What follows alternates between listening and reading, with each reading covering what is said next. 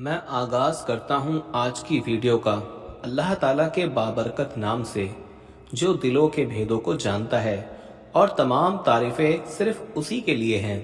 दोस्तों अस्सलाम वालेकुम। दोस्तों, दुनिया के मुख्तलिफ़ मुआशरे में मुख्तलिफ़ किस्म के रस्म व रिवाज पाए जाते हैं, लेकिन भारत एक ऐसा मुल्क है जहाँ रस्म व रिवाज के नाम पर ऐसे ऐसे अजूबे पाए जाते हैं कि जिसकी मिसाल कहीं और मिलना मुश्किल है। दोस्तों, आज हम आपको भारत के ऐसे ही एक अजीबोगरीब गांव के बारे में बताएंगे, जहां एक लड़की की शादी कुत्ते से कर दी गई, और फिर उसके बाद उस लड़की के साथ क्या हुआ, ये जानकर और देखकर आप सटपटा जाएंगे। इस लड़की की ऐसी नायाब हकीकत जानने के लिए दोस्तों, आपको हमारे साथ आखिर तक जुड़े रहना है। और वीडियो में आगे बढ़ने से पहले हम आपको ये भी बताना चाहते हैं कि हमारे पास बहुत सारे ईमेल्स और मैसेज आ रहे थे कि हमें शुगर की दवाई बताइए। तो अगर आपको शुगर की बीमारी है या धात की बीमारी है या मर्दाना ताकत से रिलेटेड कोई भी बीमारी है, तो हमारे पास इन सब बीमारियों की दवाई मौजूद है, जिससे आपकी बीमारी गारंटी से जड़ से खत्म हो जाएगी। आपको सिर्फ ये दवाई एक बार ही मंगानी होगी। एक बार से ही आपकी दवाई से आपकी जो बीमारी है वो जड़ से खत्म हो जाएगी इंशाल्लाह। हमारे जो आलिम हैं उन्होंने इस दवाई पर पढ़ाई की है, वसाइफ की हैं। तो अगर आप दवाई मंगवाना चाहते हैं तो हम कुरियर से आपके पास दवाई भेज देंगे। दवाई के प्राइस भी ज़्यादा हाई नहीं है। दवाई मंगवाने के लिए आप स्क्रीन पर दिए गए नंबर पर व्हाट्सएप करके दवाई ऑर्डर कर सकते हैं, और ज़्यादा जानकारी के लिए आप व्हाट्सएप पर मैसेज करें। तो आइए आगाज करते हैं आज की इस अनोखी वीडियो का। दोस्तों, सदियों से भारत मुल्क अपने अंदर ऐसी पुरइसरार कहानियों की तारीख रखता है, जहां ऐसे ऐसे तोहमात पर मबनी रिवाज आपको मिलेंगे कि जो पूरी दुनिया में और कहीं नहीं मिलेंगे। इस जदीद दौर में भी भारत के तोहमात में कोई कमी नहीं है। बहुत से गांव आज भी यहाँ ऐसे हैं जहाँ अजीबो गरीब तोहमात का बसेरा है और अजीब रस्मो रिवाज हैं।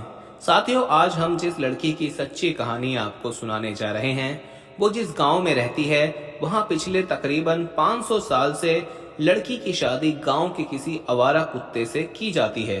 आपको ये सुनकर अजीब लगेगा, पर ये सच है। दोस्तों, भारतीय रियासत झारखंड के एक गांव में ये अजीब रिवायात पाई जाती है। इस गांव के रिहायशियों का कहना है कि पिछले तकरीबन 500 साल से इस गांव में हर लड़की की पहले शादी एक आवारा कुत्ते से की जाती है। गांव वालों का अकीदा है कि 17वीं सदी में इस गांव में एक मंदिर तामीर किया जा रहा था, लेकिन एक कुंवारी लड़की मंदिर बनाने के काम में हाथ बटाने की बजाय गेहूं पीसने में लगी हुई थी, जिससे देवताओं को गुस्सा आ गया और उन्होंने बद्दुआ दी कि गांव की कोई भी लड़की अगर शादी करेगी तो उसका पति मर जाएगा। फिर एक साधु पंडित का वहां से गुजर हुआ और उसने कहा कि इस श्राप को खत्म करने के लिए लड़की की शादी पहले एक आवारा कुत्ते से करवाई जाए, ताकि इसकी जो भी नहूसत हो वो कुत्ते पर पड़े। फिर कुछ अरसे के बाद लड़की किसी दूसरे मर्द से शादी कर सकती है, और अगर कुत्ता तब भी जिंदा रहता है तो उसके पहले शौहर की हैसियत से हमेशा लड़की के साथ रहेगा। और दोस्तों, मजे की बात यह है कि उस कुत्ते को लड़की मुकम्मल तौर पर शौहर का दर्जा देती है, और लड़की के घर वाले उस कुत्ते को दामाद की तरह प्रोटोकॉल देते हैं। इस गांव में साथियों, मंगली नाम की लड़की भी रहती थी, जिसकी उम्र जब 18 साल हुई तो उसके घर वाले अपनी रिवायात और अकीदे के मुताबिक उसकी शादी कुत्ते से करने का सोचने लगे। मंगली को यह रिवाज बिल्कुल भी पसंद नहीं था। उसने अपनी माँ से कहा, मेरी अगर कभी भी शादी नहीं होती तो मुझे ये मंजूर है, मगर मुझे किसी कुत्ते के साथ शादी मंजूर नहीं, और मैं एक कुत्ते के साथ शादी करके उसको अपने बेड पर नहीं सुला सकती, और ना उसको शौहर समझकर ट्रीट कर सकती हूँ। मैं एक जानवर को इंसान का दर्जा कैसे दे सकती हूँ।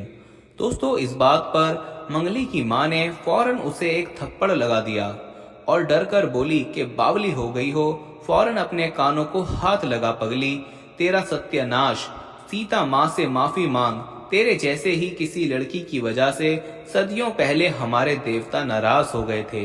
तेरा ब्याह तो कुत्ते से होगा, जरूर होगा, और देख, मेरा भी तेरे बाप से पहले कुत्ते से ही ब्याह हुआ था।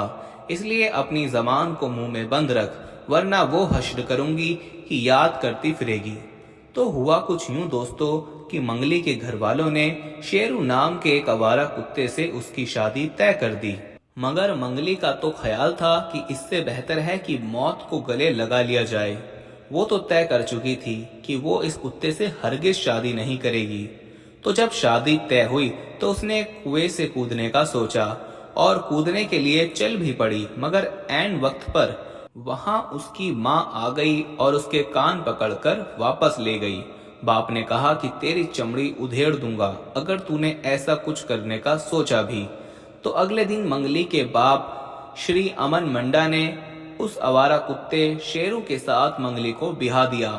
دوستو اس موقع پر سارے گاؤں نے شرکت کی اور کسی بھی عام آدمی کی طرح رسمیں ادا کی گئیں، اور اس کتے کی سب ایسے عزت کر رہے تھے جیسے کہ لوگ انسانی داماد کی کیا کرتے ہیں۔ منگلی کو بالکل اچھا نہیں لگ رہا تھا کہ اسے کتے کی دلہن بنا دیا گیا ہے۔ وہ کتے سے ویسے بھی نفرت کرتی تھی اور گھر والوں نے اسی کتے کو اس کا پتی بنا دیا تھا۔ یہ کیسا انصاف تھا؟ اسے باقاعدہ سیج سجا کر کتے کے ساتھ کمرے میں چھوڑ دیا گیا۔ وہ بہت گھن کھا رہی تھی مگر اس کے پاس کوئی دوسرا راستہ نہیں تھا۔ اس نے کمرے میں ہی سونا تھا۔ کتا فی الحال زمین پر بیٹھا تھا۔ جب اس کی بیڈ پر لیٹے لیٹے آنکھ لگ گئی، کچھ دیر کے بعد ساتھیوں اسے محسوس ہوا کہ جیسے اس کے چہرے پر گیلا گیلا کچھ لگ رہا ہے۔ اس کی آنکھ کھلی تو اس کی چیخ ہی نکل گئی۔ اس نے دیکھا کہ کتا تقریباً اس پر جھکا ہوا ہے اور اس کا منہ زبان سے چاٹ رہا ہے۔ اس نے ڈر کر فوراً اٹھنا چاہا مگر کتے نے بھونکنا شروع کر دیا۔ وہ مسلسل منگلی کو چاٹ رہا تھا، چہرے سے نیچے پیٹ تک وہ چاٹ رہا تھا۔ وہ بڑی مشکل سے اس سے خود کو ہٹا کر بیڈ سے اٹھ بیٹھی۔ اس رات اس نے اس رواج اور سنسار پر لعنت بھیجی اور فیصلہ کر لیا کہ وہ یہاں نہیں رہے گی۔ تو اس نے بھاگنے کا پلان بنا لیا اور ایک رات ایسا ہوا وہ گھر سے بھاگ نکلی۔ چلتے چلتے وہ کسی دور گاؤں میں داخل ہو چکی تھی۔ کوئی بھی وہاں اس کا واقف نہیں تھا۔ وہ ڈر بھی رہی تھی کہ اتنے میں اسے مسجد سے اذان کی آواز سنائی دی۔ اس کے قدم بے ساختہ مسجد کی طرف بڑھ گئے جہاں سناٹا تھا۔ شاید یہاں بھی لوگ ڈر سے مسجد نہیں آیا کرتے تھے۔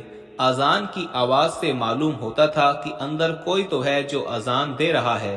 اس نے دروازہ کھٹکھٹایا۔ جب تک اذان نہیں ختم ہوئی وہ مسجد کے دروازے پر رکی رہی۔ جب مؤذن اذان دے چکا تو منگلی نے مسجد کا دروازہ پھر کھٹکھٹایا تو پھر ایک ادھیڑ عمر نورانی سے چہرے والا شخص باہر آیا۔